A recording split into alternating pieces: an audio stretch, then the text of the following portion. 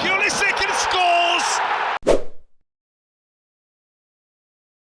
UEFA champions league football বিশ্বের অন্যতম মর্যাদাপূর্ণ টুর্নামেন্ট। এই লিগের ইউরোপের সেরা ক্লাবগুলি একে অপরের মুখোমুখি হয়, যেখানে তারা তাদের দক্ষতা, কৌশল এবং দলের শক্তি প্রমাণ করে। বর্তমান চ্যাম্পিয়ন্স লিগের ম্যাচগুলি দর্শকদেরকে উপহার দিয়েছে উত্তেজনাপূর্ণ মুহূর্ত এবং নাটকীয় ফিনিশ।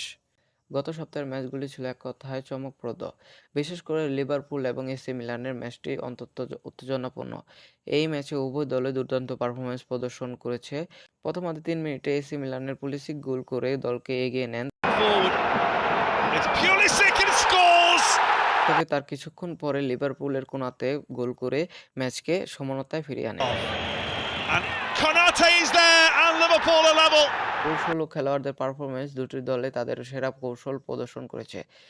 জুর্গেন ক্লপ এর নেতৃত্বে লিভারপুলের প্রতিরক্ষা ছিল সুদূর, তবে সালাহ এর দুর্দান্ত আক্রমণ এবং লিভারপুলের মিডফিল্ড কৌশল ম্যাচের মোড় ঘুরিয়ে দেয়, বিশেষ করে বেন্দেকের খেলায় অভাবনীয় নৈপুণ্য।